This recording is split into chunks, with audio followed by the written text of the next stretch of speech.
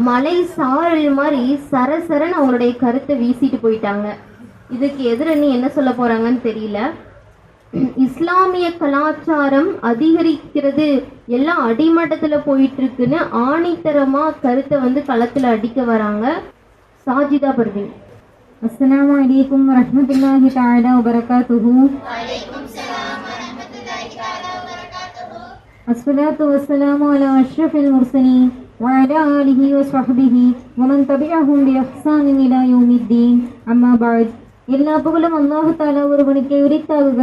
மேலும் சாந்தியும் சமாதானமும் எம்பெருமானார் ரசூலே கரீம் ஸல்லல்லாஹு அலைஹி வஸல்லம் அன்னவர்களின் மீதும் அன்னாரின் அடிச்சுவடை சற்றும் சருகாமல் பின்பற்றி வாழ்ந்தும் மறைந்த உத்தம சத்திய சஹாபாக்கள், தாபீன்கள், தபாய் தாபீன்கள், நாதாக்கள், நல்லோர்கள், வலிமார்கள், ஷஹதாக்கள், இன்னும் இங்கு கூடியுள்ள நாம், நம்மின் பெற்றோர்மார்கள், உஸ்தாத்மார்கள் என அனைவர்களின் மீதும் என்றென்றும் குன்றாமல் என்றும் நிலவட்டுமாகுக.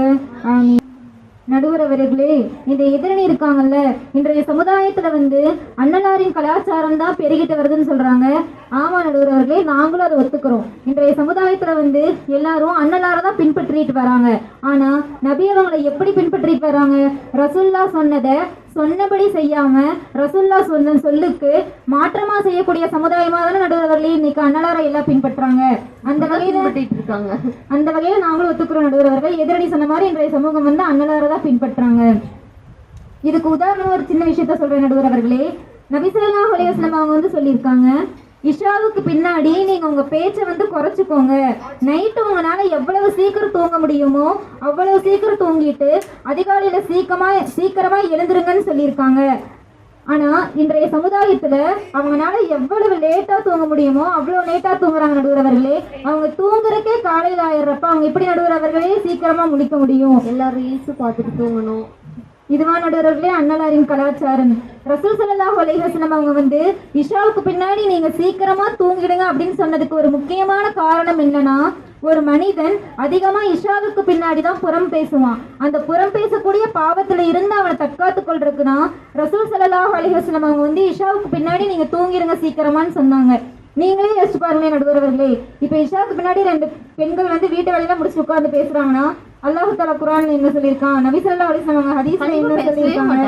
இந்த சமுதாயத்தை முன்னேற்றிருக்காங்க, என்ன பண்ணுவோம்? இதான் நடுவர்களே பேச போறாங்க. கண்டிப்பா பேச மாட்டாங்க. உங்க வீட்டுல என்ன நடந்துச்சு, எங்க வீட்டுல இதான் நடந்துச்சு, உங்க வீட்டுல பருப்பு குழம்பா, எங்க வீட்டுல இன்னைக்கு ரசம் சொல்லி இதான நடுவர்களே பேச போறாங்க. இந்த மாதிரி வீண் பேச்சுக்களும் பருப்பு குழம்பு மட்டுமா பேசுவாங்க? உங்க வீட்டுல உங்க நாத்தனார் என்ன சொன்னாங்கன்னு எலும்பி அடிக்கிற எல்லாத்தையும் பேசிட்டு போயிருவாங்க. அதனாலதான் நடுவர் அவர்களே ரசூல் ஸல்லல்லாஹு அலைஹி வஸல்லம் அன்றே சொன்னாங்க சுருக்கமா, இஷாவுக்கு பின்னாடி நீங்க பேசாதீங்கன்னு. ஆனா அந்த ஒரு சிறிய சுன்னத்தை கூட பின்பற்ற முடியாத இந்த சமுதாயத்துல எப்படிதான் அண்ணலாரின் கலாச்சாரம் பெருகி கொண்டு போகுது இந்த எதிரணி சொல்றாங்கன்னு தான் நடுவர் அவர்களே தெரியல. தெரியாம பாயிண்ட்ஸ் எடுத்துட்டு இருக்காங்க. அப்புறம் எதிரணி சகோதரி சொன்னாங்க, இந்த மாதிரி வீதிக்கு வீதி மதரசா இருக்காமா. ஆமா நடுவர் அவர்களே, நாங்களும் அதை ஒத்துக்கிறோம். அன்றைய காலத்துல எல்லாம் ஒரு சஹாபாக்களுக்கு ஒரு சிறிய ஹதீஸோ இல்ல ஒரு குர்ஆன் ஆயத்தோ கிடைக்கணும்னா அவங்க ஒரு ஷேகிட்ட சென்று அதிக நாட்கள் அவங்கள்ட்டே தங்கி அவங்கள்ட்ட பணிவிடை செஞ்சு பல நாட்கள் அவங்க காத்திருப்பாங்க. எதுக்கு? ஒரே ஒரு ஹதீஸ் அவங்க தெரிஞ்சுக்கிறதுக்கு. ஆனா இன்றைய சமுதாயத்துல இல்ம நம்ம கத்துக்கிறதுக்கு அவ்வளவு கடினமா ஒரு சின்ன விஷயம் கூட கிடையாது. நம்ம மதரசா நிறைய கிதாபுகள் இருக்கு, பள்ளிகள் நிறைய கிதாப் இருக்கு, வீடு நிறைய குர்ஆன் இருக்கு, வீதிகள் தோறும் மதரசாக்கள் இருக்கு, வீதிகள் தோறும் பள்ளிவாசல்கள் இருக்கு நடுவர் அவர்களே.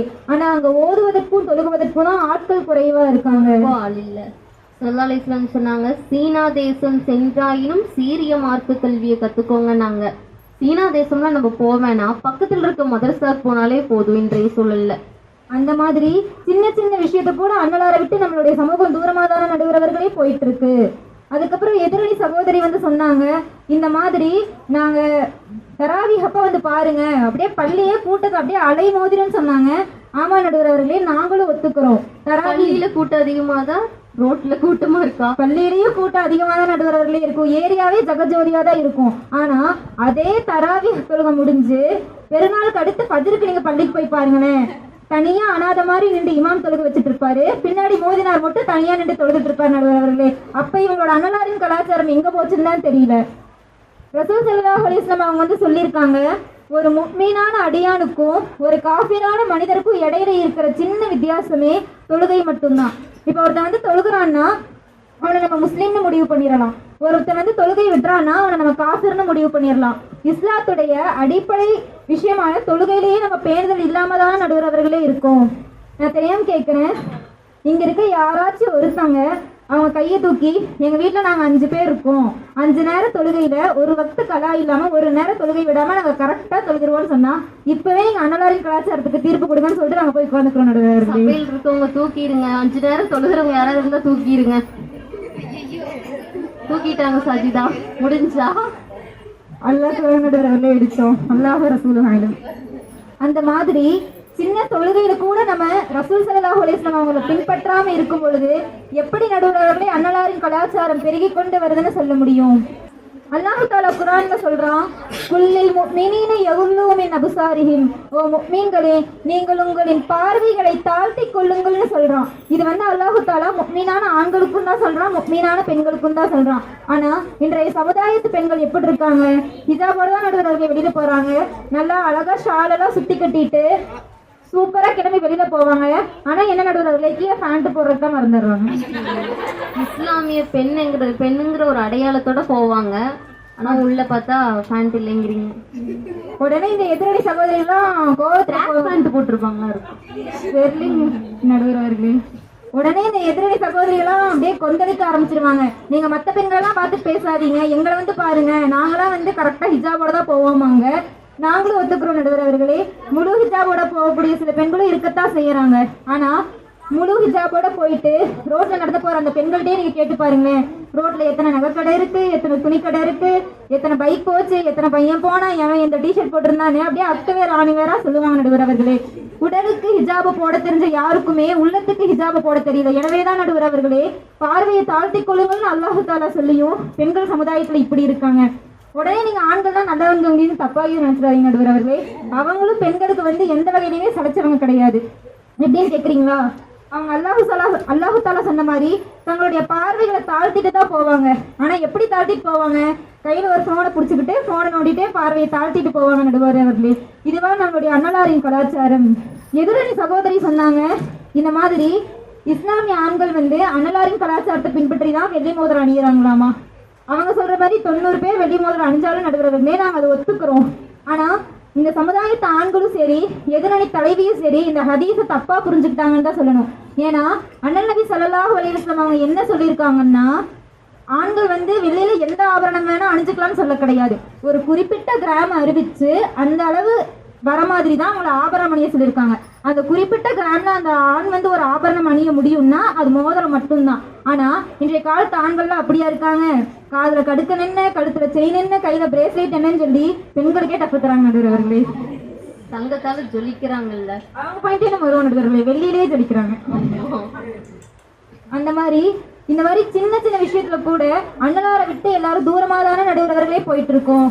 இன்றைய பள்ளிகளையும் கல்லூரிகளையும் நீங்க எடுத்துக்கோங்களேன். பள்ளிகள்லையும் சரி கல்லூரிகள்லையும் சரி அந்நிய கலாச்சாரம் தான் நடுவர்களே இஸ்லாமியர்கள் மீது திணிக்கப்படுது. எப்படின்னு கேக்குறீங்களா? நீங்க எந்த காலேஜ் வேணா எடுத்துக்கோங்க, எந்த ஸ்கூல் வேணா எடுத்துக்கோங்க, அங்க எல்லாமே தீபாவளி செலிப்ரேஷன் ஒன்று வைப்பாங்க, பொங்கல் செலிப்ரேஷன் ஒன்று வைப்பாங்க, அடுத்து ஓணம் செலிப்ரேஷன் ஒன்று வைப்பாங்க. அங்க போற எந்த ஒரு ஃபெஸ்டிவலையும் விட்டு வைக்க மாட்டாங்க. ஆனா அதே ஸ்கூல்லயும் சரி காலேஜ்லயும் சரி ரமலானுக்குன்னு ஒரு செலிப்ரேஷன் வச்சிட மாட்டாங்க, பக்ரீத்னு ஒரு செலிப்ரேஷன் வச்சிட மாட்டாங்க. அந்நிய கலாச்சாரம் தான் நம்ம மேல திணிக்கப்படுதுன்னு ஆர்டர் இருக்கிறது சாஜிதா. அப்படி எல்லாமே தெரிஞ்சும் கூட இஸ்லாமிய ஆண்களும் சரி பெண்களும் சரி அந்நியர்களா கலந்துதான் அந்த மாணவர்கள் எல்லாம் மாறிடுறாங்க. இங்க எங்க நடுவரவர்களே அன்னலாரின் கலாச்சாரம் இருக்குது. இப்ப ரீசெண்டா எடுத்துக்கோங்களேன், இப்பதான் தீபாவளி பொங்கல்லாம் முடிஞ்சுச்சு. ஆனா எத்தனை பேர்னாலும் சொல்லிட முடியும், தீபாவளி அன்னைக்கு நாங்க எங்க வீட்டை பட்டாசு வெடிக்க மாட்டோம், பொங்கல் அன்னைக்கு எங்க வீட்டை நாங்க பொங்கல் சாப்பிடல அப்படின்னு எத்தனை பேர்னாலும் நடுவரவர்களே சொல்லிட முடியும்? நிச்சயமா சொல்லிட முடியாது. அல்லாஹு தஆலா சொல்றான், அல்லாஹும் ரசூலும் முஃமினான மனிதர்களையும் தவிர வேற யாருமே நீங்க தோழமை கொள்றதுக்கு தகுதியானவங்க கிடையாதுன்னு அல்லாஹு தஆலாவே சொல்றான். ஆனா அப்படி இருக்கப்ப அந்நியர்களான காபிர்களுடைய கலாச்சாரத்தை பின்பற்றி அவங்களோட பண்டிகையவே நம்ம பண்டிகையா கொண்டாடி பட்டாசு வெடிக்கிற பொங்கல் பொங்கல் காய்ச்சி அதை சாப்பிட்ற இந்த சமுதாயத்துல எப்படி நடுவர்களே அன்னதாரின் கலாச்சாரம் பெருகி கொண்டு வரணும்னு சொல்ல முடியும்? அந்நியர்களோடு அந்நியர்களாக கலந்து இன்றைய இஸ்லாமிய சமுதாயங்களும் அந்நிய கலாச்சாரத்துல தான் மூழ்கி கிடக்கிறாங்க. எனவே அந்நிய கலாச்சாரத்திற்கே தீர்ப்பளிக்குமாறு தாழ்மையோடு கேட்டுக்கொண்டு விடைபெறுகிறேன். வாஹிரு தவானா அல்ஹம்துலில்லாஹி ரப்பில் ஆலமீன். வஸ்ஸலாமு அலைக்கும் வரஹ்மத்துல்லாஹி வபரகாத்துஹு.